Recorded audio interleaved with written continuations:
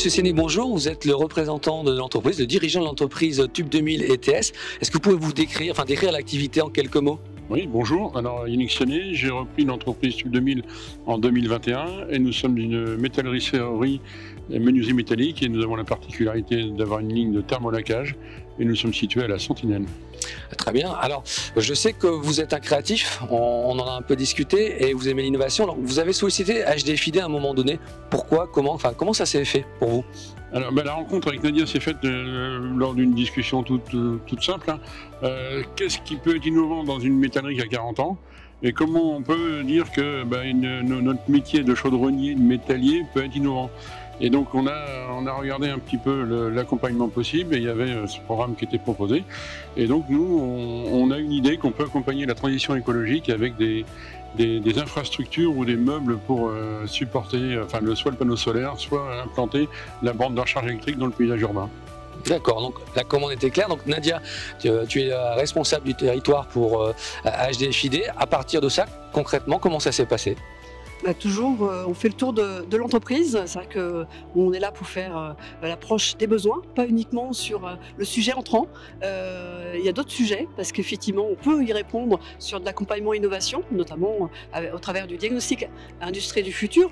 Et c'est aussi de déceler les besoins à venir rapidement de l'entreprise. Donc ça peut être des sujets RH et de mettre au courant le chef d'entreprise de ce qu'il peut aller chercher auprès de la région, des autres partenaires de l'écosystème. Donc ça, c'est très important. C'est aussi d'apporter une réponse, un accompagnement propre à un sujet d'innovation, mais avoir cet œil aussi plus large.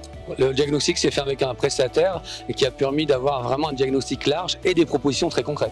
Tout à fait. Le diagnostic se fait avec un prestataire qui est choisi par le dirigeant. On propose trois prestataires en fonction de la thématique. Et en l'occurrence, là, on avait un sujet d'innovation, on avait aussi un sujet d'approche marché. Donc, il y avait eu plusieurs prestataires de proposer. Et c'est toujours le dirigeant qui, en fonction de son approche, de la reformulation de son besoin, du feeling qu'il peut aussi avoir auprès du prestataire, qui le choisit. Et après, effectivement, on présente conjointement, on a des comités d'agrément tous les 15 jours et on présente cette demande en comité d'agrément de façon à obtenir le financement de la prestation à 80%.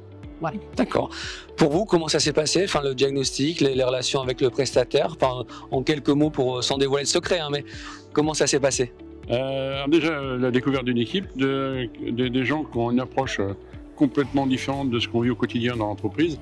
Et donc, ça a permis, ce diagnostic, de se rendre compte d'une réalité. Donc, on parle d'un rêve, d'accompagner quelque chose sur une transition écologique et d'être un acteur, à une réalité et être confronté à cette réalité. Une entreprise de 20 personnes n'a pas les moyens de scruter le marché, n'a pas les moyens de faire une vue hélicoptère de ce qui se passe.